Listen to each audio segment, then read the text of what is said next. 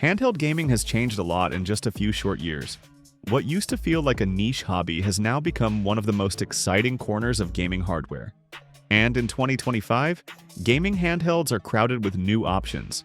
But today the spotlight is on two devices that chase the same dream in very different ways.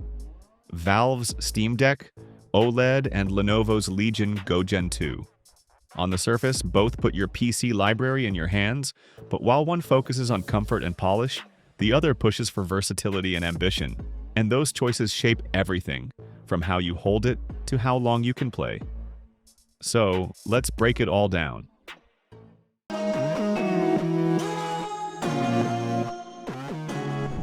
The first thing you notice is the way they sit in your hands.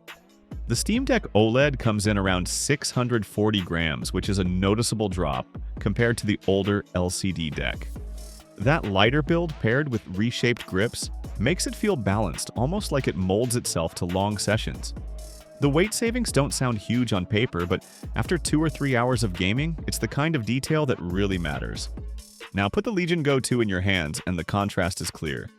At over 900 grams, it's heavier, closer to carrying a small tablet with controllers attached. But that extra heft goes somewhere. The larger 8.8-inch display, the big battery, and of course those detachable TrueStrike controllers. It doesn't feel unrefined though.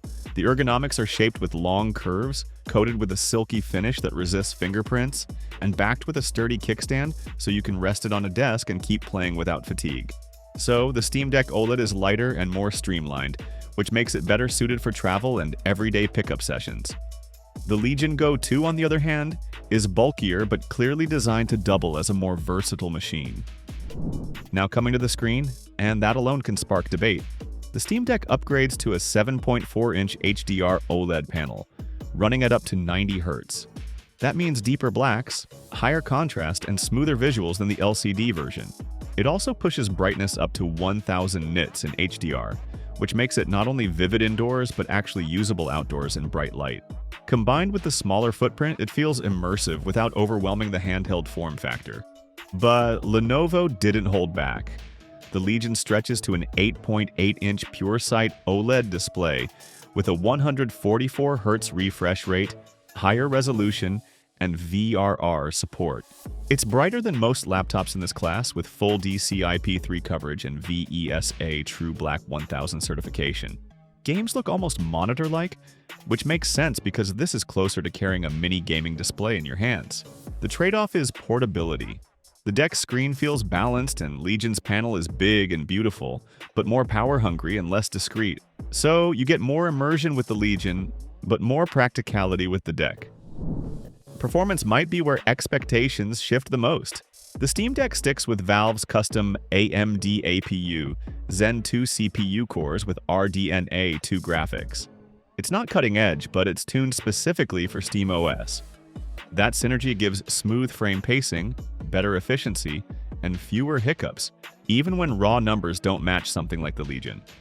Meanwhile, the Go 2 packs AMD's newer Ryzen Z2 Extreme with Zen 5 cores and RDNA 3.5 graphics. It's stronger across the board, capable of running games at higher settings and sustaining smoother frame rates, especially when you push that 144 Hz screen. Features like AMD Hyper RX and Fidelity FX. Super resolution also helps squeeze more frames without sacrificing too much fidelity. That raw power comes at a cost though. Even with a massive 74 watt-hour battery, the Legion burns through charge faster when you're pushing modern-day AAA titles, though it improved cooling with a larger heatsink, dual heat pipes, and a redesigned fan. It handles heat better than the first generation. But the deck still has the edge in efficiency. Its 50 watt-hour battery paired with OLED's lower draw and the updated 6nm chip often stretches longer in real-world use. So, if you want more power and don't mind managing heat or carrying a charger, the Legion gives you that flexibility. And for stability and longer sessions per charge, the deck pulls ahead. This is where both devices show their personalities. On the Steam Deck, Valve's design feels like a natural extension of PC gaming. You've got full-size analog sticks with capacitive touch, HD haptics for feedback, gyro aiming that helps with precision, and those dual trackpads. The trackpads are worth highlighting. They let you play genres that normally don't map well to sticks, like strategy or simulation, almost like you're using a mouse. Add in 4 assignable grip buttons, and you've got layers of control that adapt to any game in your library. The Go 2 takes another path. Its detachable True Strike controllers are the headline. In handheld mode, they feel like a traditional controller, but pop them off and they can snap into a charging base, turning into a standalone gamepad. The right controller even doubles as a vertical mouse in FPS mode, with dedicated click buttons, which is something the deck simply doesn't attempt. The Hall effect joysticks eliminate drift. The large pivot D-pad is tailored for fighting games, and the rear buttons give you shortcut options similar to a Pro controller. Then there are extras, a built-in fingerprint reader for quick logins, redesigned rear buttons for fewer missed presses, and that wide kickstand so you can use it tabletop style without worrying about angles. This category might be the most decisive for some of us. When it comes to software, the difference is pretty clear. The Steam Deck OLED runs on SteamOS, tuned almost perfectly for the library most of us already use. It feels console-like with quick suspend resume and deck-verified support, and while you can install Windows, it's best when you stay in Valve's lane. On the other hand, Legion Go 2 runs full Windows 11. That means Game Pass, emulators, mods, basically anything you do on a PC, but it also means updates, desktop menus, and the occasional clunky touchscreen moment. So it comes down to whether you want smooth and simple or open and limitless. Both also add smaller touches that round out the experience. The deck's stereo speakers punch above their weight, while the Legion counters with Nahimic spatial audio for more depth in shooters. Connectivity is solid on both with Wi-Fi 6E and Bluetooth 5.3, but the Legion pulls ahead on ports, dual USB 4, microSD, and a headphone jack, making it feel more expandable when docked. And of course, pricing draws another line.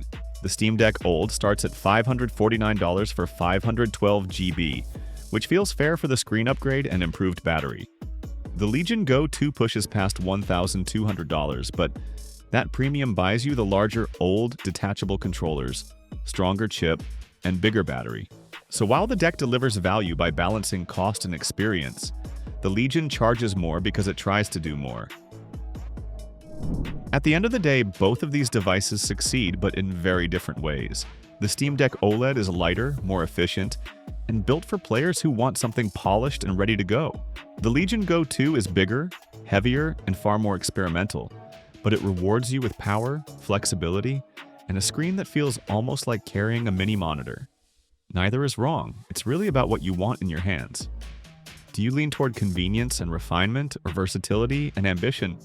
Either way, it's clear 2025 isn't about testing the waters anymore. Handheld gaming has arrived. So that was all. Share your thoughts in the comments. Thanks for watching. If it helped, give it a like and subscribe for more tech reviews.